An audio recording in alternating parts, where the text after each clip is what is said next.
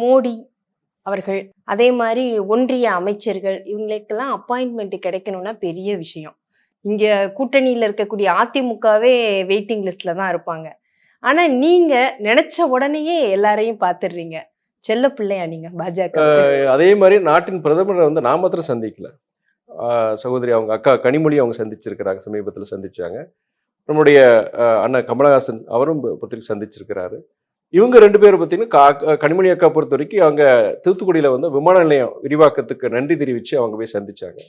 அவர் Kamal Haasan sir பொறுத்த வரைக்கும், அண்ணனை பொறுத்த வரைக்கும் அவர் வந்து இன்னைக்கு புதுசாக நாடாளுமன்றத்தில் ஒரு வாய்ப்பு கிடைச்சிருக்கு, அதுக்கு போய் ஒரு சந்திப்பாக இருந்தது. என்னுடைய சந்திப்பு வந்து உங்களுக்கே தெரியும், ஒரு ஒரு ஒரு கிஷோர் சரவணுங்கிறது ஒரு நம்மளுடைய கடலூர் மாவட்டத்தை சார்ந்த ஒரு மருத்துவ மாணவன் ரஷ்யாவில் போய் அங்கே சிக்கி இன்னைக்கு ஒவ்வொரு நாளும் அவன் உயிருக்கு போராடிட்டு இருக்காப்புல. அவருடைய பெற்றோர்கள் நம்ம மகன் ஏதாவது விபத்தில் இறக்குறது வேற, நோயில் இறக்குறது வேற.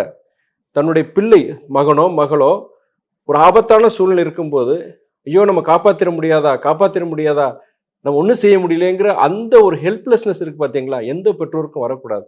எனக்கு 2 பிள்ளைங்க இருக்காங்க.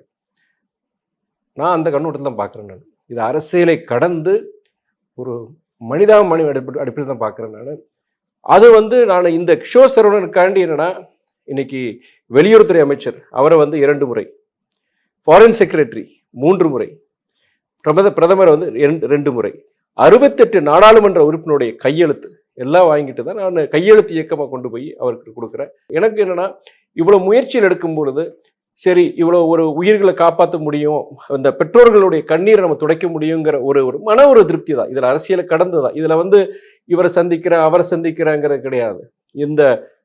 இது ஒரு மிகப்பெரிய ஒரு மனிதாபிமான ஒரு முயற்சியை நான் பார்க்குறேன். நான்